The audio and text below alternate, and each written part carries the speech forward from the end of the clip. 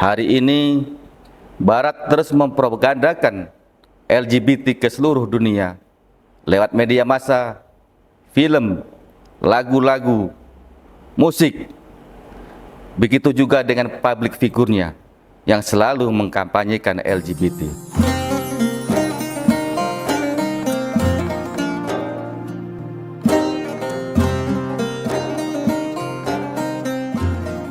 Assalamualaikum warahmatullahi wabarakatuh.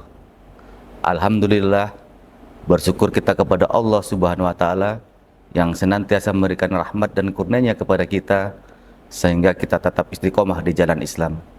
Selawat teriring salam kita sanjungkan buat junjungan alam Nabi besar Nabi Muhammad sallallahu alaihi wasallam yang senantiasa kita jadikan uswah kita dalam menjalankan aktivitas kita sehari-hari.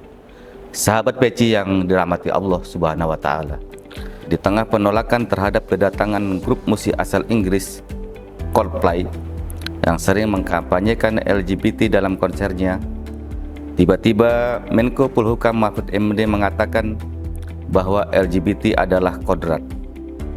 Di depan Rakernas kami di Puncak Bogor 20 Mei kemarin,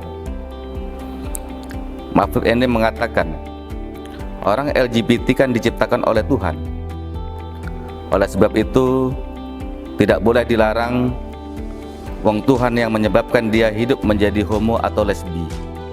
Tetapi perilakunya yang dipertunjukkan kepada orang itulah yang tidak boleh. Menurut Kamus Besar Bahasa Indonesia, kodrat berarti kuasa Tuhan yang manusia tidak akan mampu menantangnya. Jadi jika ditelusuri secara akal maupun dalil syariah, pernyataan daripada Mahfud MD ini adalah pernyataan yang batil. Manusia justru diciptakan dengan kodratnya sebagai manusia, yaitu laki-laki dan perempuan, bukan homoseksual, baik gay ataupun lesbian. Allah Subhanahu wa Ta'ala berfirman di dalam Al-Quran yang artinya, segala sesuatu kami ciptakan berpasang-pasangan supaya kalian mengingat akan kebesaran Allah Subhanahu wa Ta'ala. Berdasarkan ayat tersebut jelas bahwa Allah menciptakan segala sesuatu itu berpasangan-pasangan. Ada siang, ada malam, ada pagi, ada sore. Laki-laki berpasangan dengan perempuan dan perempuan berpasangan dengan laki-laki. Hal ini sesuai dengan ayat Al-Quran di surat An-Najmu ayat 45 yang artinya, sungguh dialah yang menciptakan pasangan laki-laki dan perempuan. Sahabat peci yang dirahmati Allah Subhanahu wa Ta'ala, jika gay dan lesbian ini bukan kodrat, lalu disebut apa perilaku LGBT ini?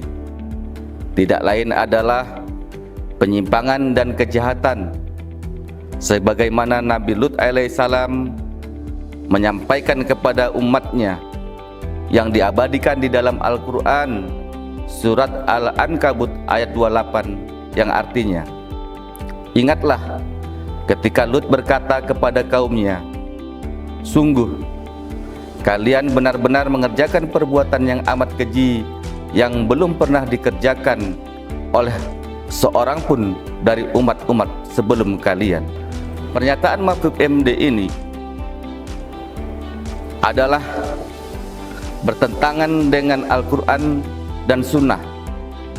Faktanya penciptaan pria dan wanita bukan sekedar untuk memenuhi kebutuhan biologis, tetapi untuk tujuan yang sangat mulia, yaitu supaya manusia berketurunan dan melangsungkan kehidupan di dunia ini dengan bahagia.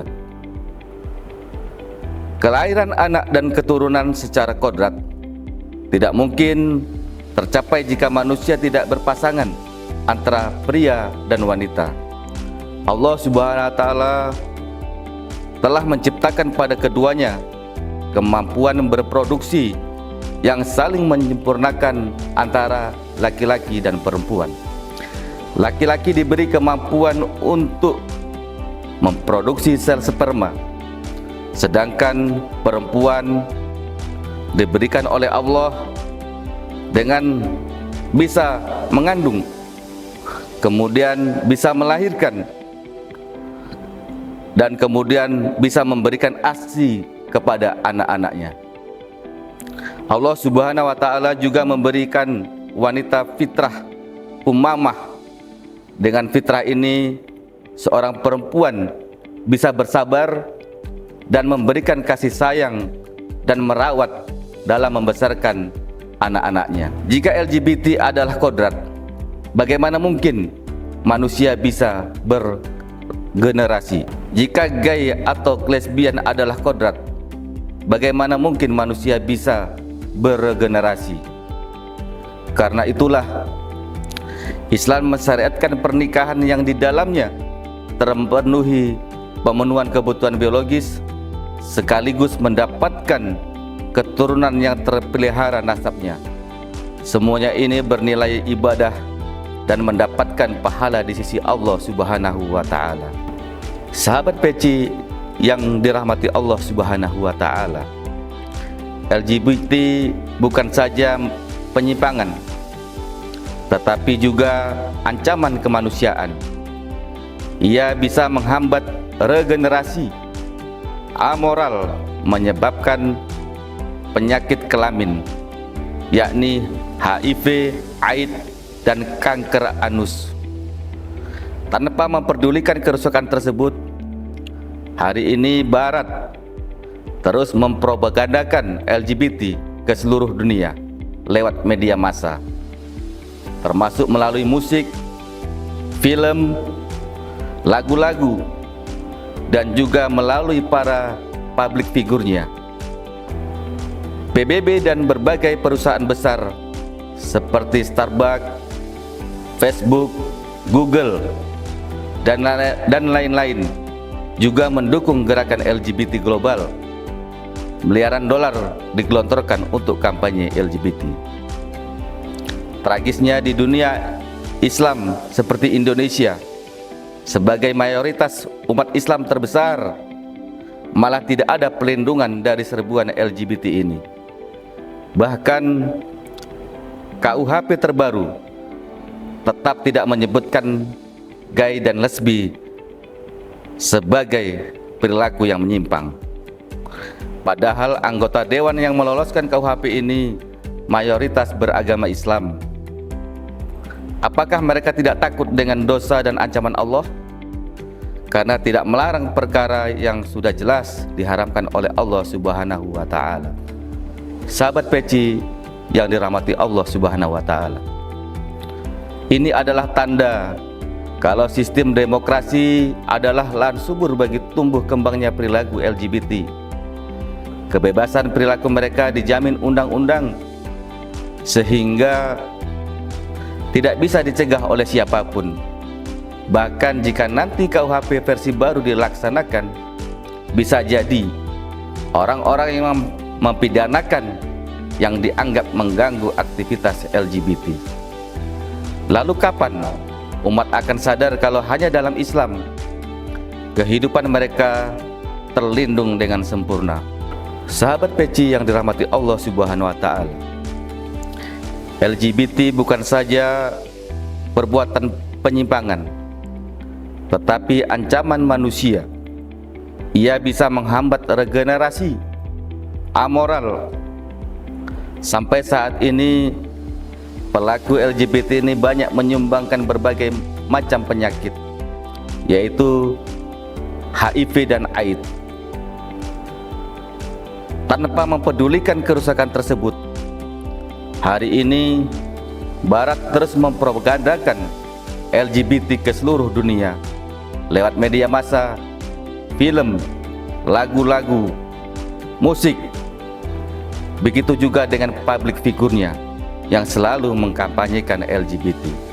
Bahkan PBB dan berbagai perusahaan besar seperti Starbucks, Facebook, Google, mereka banyak mendukung kegiatan LGBT ini, sampai-sampai menggelontorkan miliaran rupiah demi mengkampanyekan LGBT ini.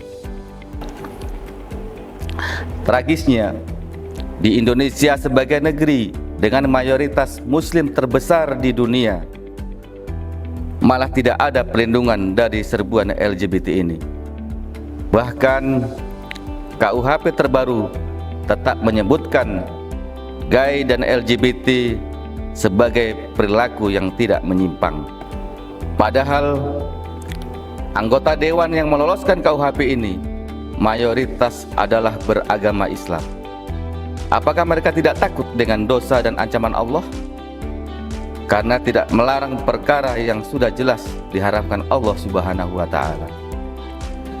Ini adalah tanda kalau sistem demokrasi adalah lahan yang subur bagi tumbuh dan berkembangnya perilaku LGBT. Keberadaan dan perilaku mereka dijamin undang-undang sehingga tidak bisa dicegah oleh siapapun. Bahkan jika nanti KUHP versi baru dilaksanakan, ia bisa mempidanakan orang-orang yang dianggap mengganggu aktivitas kaum LGBT. Sahabat peci yang dirahmati Allah Subhanahu wa Ta'ala, lalu kapan umat akan sadar kalau hanya dalam Islam kehidupan mereka terlindungi dengan sempurna? Padahal agama ini telah memiliki syariat sempurna yang akan melindungi umat manusia dari perilaku yang menyimpang. Nabi Shallallahu Alaihi Wasallam bersabda yang artinya, siapa saja yang menjumpai orang yang melakukan perbuatan liwat atau sodomi sebagaimana yang dilakukan oleh kaum Lut, maka bunuhlah kedua pasangan liwat tersebut. Hadis riwayat Abu Daud. Alhasil, selama umat tidak kembali pada pelaksanaan Islam kafah dalam naungan khilafah, sepanjang itu pula kaum LGBT akan eksis dan mengancam kehidupan umat manusia.